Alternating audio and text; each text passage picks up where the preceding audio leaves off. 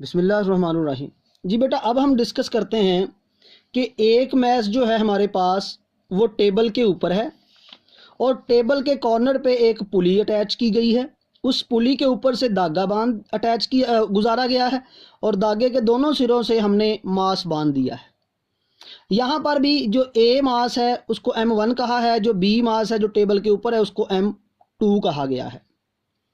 तो यहाँ पर ये ब्लॉक ए, जैसे वहाँ कहा हमने कि ए ब्लॉक जो है वो बी से बड़ा है, यहाँ पर भी हम यही बात कहेंगे कि ए ब्लॉक जो है वो बी से बड़ा है। सो M1 ग्रेटर देन M2, सो W1 ग्रेटर देन W2। तो ये वही बातें जो हमने वहाँ पे डिस्कस की थी। अब ये ब्लॉक ए है और ये ब्लॉक बी है। तो ये बात याद रखनी है न्यूमेरिकल के पॉइंट ऑफ व्यू से भी कि जो टेबल के ऊपर मैस है वो बी है, जो टेबल के ऊपर मैस है वो बी है, वो दूसरा ऑब्जेक्ट है। पहला पुली के साथ नीचे जो लटक रहा है धागे की मदद से वो ए ऑब्जेक्ट है। तो नेट फोर्स हम लिखते हैं सिंपली यहां पर, नेट फोर्स फॉर बॉडी ए या ब्लॉक ए।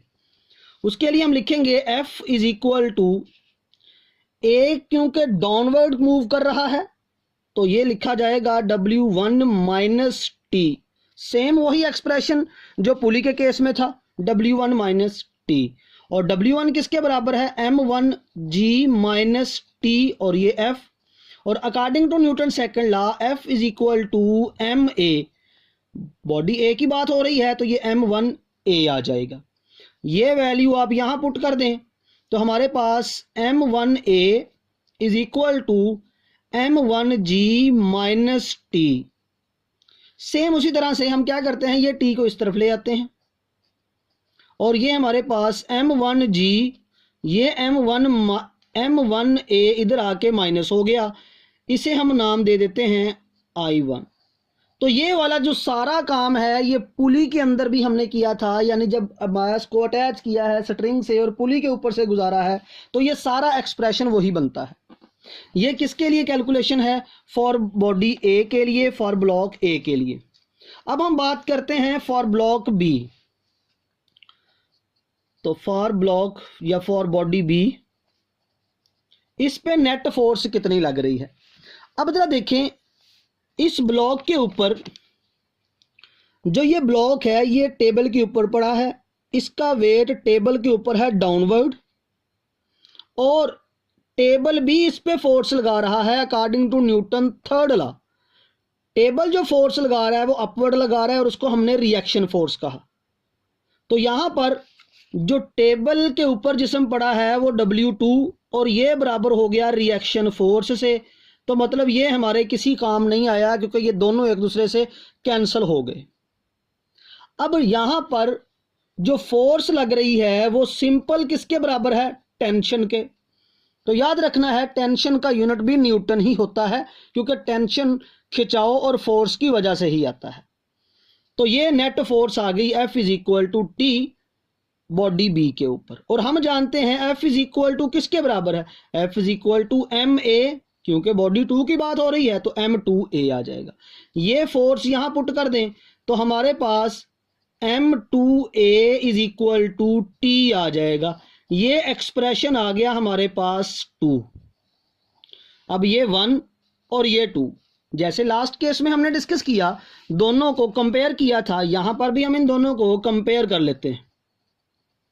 तो जब कंपेयर करेंगे 1 और 2 को तो देखें ये टी के बराबर और ये भी टी के बराबर, तो ये दोनों आपस में बराबर। M2A is equal to M1G minus M1A।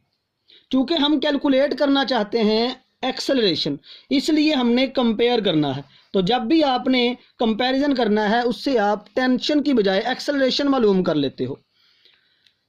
अब ये फैक्टर इस तरफ चला जाए तो ये M2A plus M1A is equal to M1G। अब यहां से आपके पास A आ गया कॉमन और ये M1 plus M2 is equal to M1G, ये इधर आके डिवाइड हो जाए तो एक्सेलरेशन हमारे पास आ जाएगा M1G divided by M1 plus M2। ये हमारे पास एक्सेलरेशन आ गया जब हमने एक बॉडी टेबल के ऊपर है और दूसरा टेबल के साथ नीचे लटक रहा है, तो ये नीचे डाउनवर्ड मूव करेगा तो ये इस डायरेक्शन में मूव करेगा, लेकिन रिएक्शन फोर्स इसकी और वेट इसका कैंसिल हो जाएगा। अब ये एक्सेलरेशन जो है इसको आप पुट कर दें इन टू के अंदर, तो अब हम यहां पर लिख लेते हैं पुट इन टू।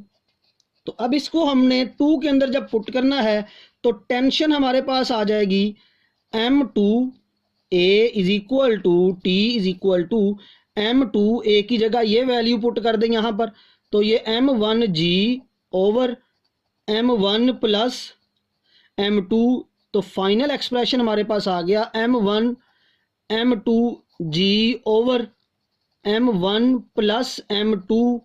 तो ये है हमारे पास टेंशन जब एक जिस्म टेबल के ऊपर है और एक नीचे साथ लटक रहा है, ये उस वक्त है। और इसका जो नाम है इसे बोला जाता है हाफ एटवुड मशीन। तो ये है हाफ एटवुड मशीन। जो पीछे हमने टॉपिक डिस्कस किया पुली वाला, वो है एटवुड मशीन और इसका नाम है हाफ एटवुड मशीन। तो ये हमारे पास टॉपिक जो है ये कंप्लीट हो गया। ये टेंशन भी हमने कैलकुलेट कर ली, एक्सेलरेशन भी हमने कैलकुलेट कर लिया। आपकी बुक में इतनी डिटेल से कैलकुलेशन नहीं दी गई, तो आपने ये टॉपिक को तवज्जो से और कैलकुलेशन के हिसाब से तैयार करना है, याद करना है, इसकी प्रैक्टिस करनी है, और ये लॉन्ग के पॉइंट ऑफ व्यू से बहुत अहम है।